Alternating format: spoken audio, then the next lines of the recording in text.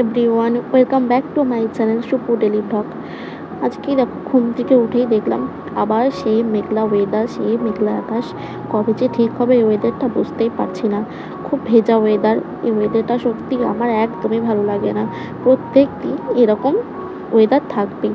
তারপরে দেখো ঘুম থেকে উঠেই আমার কাজ হচ্ছে জানলা খুলে দেওয়া।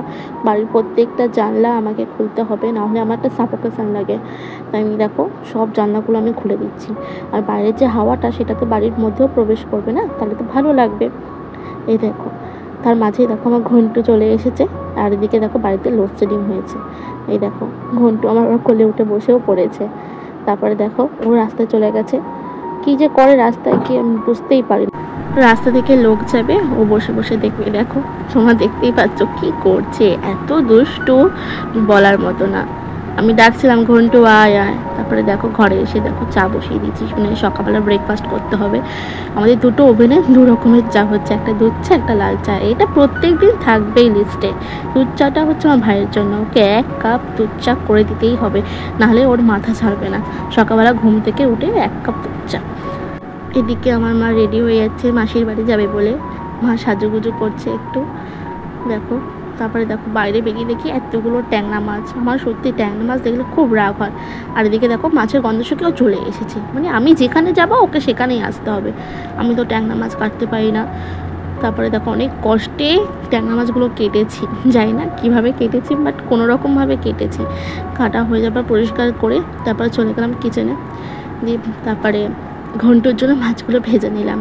এই 4 পিস মাছ নিয়েছি, ও এখন খেতে দিতে হবে না। সকাল থেকে আমাকে এত জ্বালাচ্ছিল বলার মতো না। দেখো এই নিয়ে নিলাম ওকে খাওয়ানোর জন্য। ইগনোর করলো খাওয়াটা, এত দুষ্টু দেখতে পাচ্ছ। খেয়ে নে, আমি ওকে বলছি তুই খেয়ে নে, তুই খেয়ে নে, না খাবে না। দেখো ইগনোর করছে কীভাবে। আরে বাবা খেয়ে নে তুই, আমি কতবার ওকে রিকোয়েস্ট করলাম খেয়ে নে বাবা, নি ভুল হয়ে গেছে। তারপরে দেখো আমি মন্দিরে ঢুকে গেলাম।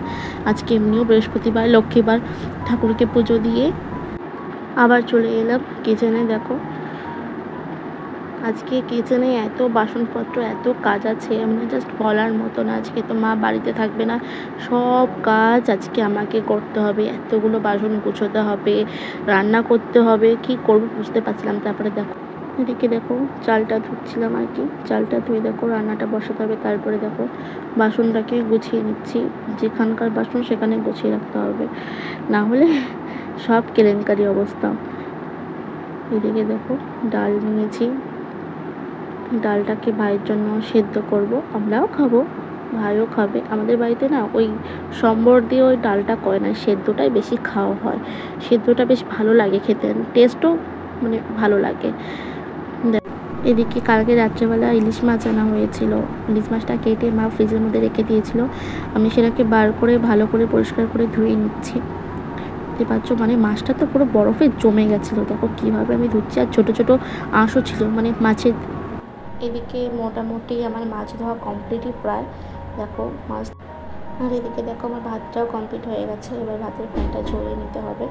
এত গরম, আমি হাঁড়িটাকে ধরতেই পারছিলাম না, মানে প্রচণ্ড গরম। আর আমি না ফ্যান মানে ছাড়াতেও পারি না। এদিকে দেখো আমি ডালটাও করে নিচ্ছি সাথে সাথে। এদিকে মাছ যে ধুয়ে রেখেছিলাম সেগুলোকে নুন হলুদ ভালো করে মাখিয়ে নিচ্ছি। এবার মাছগুলোকে ভাজতে হবে। দেখো ভালো করে নুন আর হলুদগুলোকে মাখিয়ে নিচ্ছি। এদিকে আমি রান্নাঘরে কাজ করছিলাম, তখনই আমার ভাই এসে আমাকে ডাকছে, দিদি আর একটা জিনিস দেখবি আয়। দেখো কি করছে ও, কীভাবে ঘুমাচ্ছে, এরকম কোন বিড়াল ঘুমায় আমার তো জানা নেই, মানে এত দুষ্টু, মানে তোমরা দেখতেই পাচ্ছ। তারপর আমি আবার চলে এলাম কিচেনে। দেখো কড়াইটা গরম হয়ে গেল, এবার মাছগুলোকে ভেজে নেব।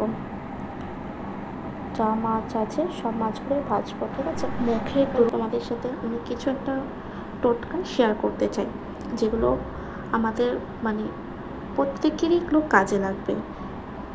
আমাদের কিন্তু দৈনন্দিন জীবনে অনেক সমস্যা লেগেই থাকে, তাই না বলো। এদিকে দেখো তোমাদের সাথে কথা শেয়ার করতে করতে এদিকে আমার মাছ ভাজাও কমপ্লিট হয়ে গেছে। এদিকে মাছ ভাজাটা হচ্ছে হোক, আমি তোমাদের সাথে আমার টোটকাগুলো শেয়ার করছি।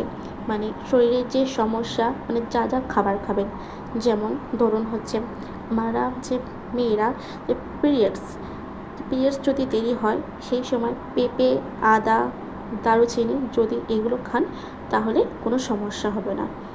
আচ্ছা, হরমোনজনিত সমস্যা, পাকা পেয়ারা খাবেন, এতে কোনো সমস্যা হবে না। আচ্ছা, ডায়াবেটিস হলে কালো জাম খাবেন, এতে অনেক সুবিধা আছে। পাইলস হলে পাকা পেঁপে খাবেন, এতে অনেক গুণাবলী আছে। এটা হলো আমার সেকেন্ড ব্লগ। আমার ভিডিও যদি আপনাদের ভালো লাগে তাহলে আপনারা অবশ্যই like, share, comment and subscribe করে দেবেন, ঠিক আছে? অনেক হয়তো ভুল ভ্রান্তি থাকতে পারে, ঠিক আছে? আপনারা একটুখানি সাপোর্ট করবেন, পাশে থাকবেন, তাহলেই হবে।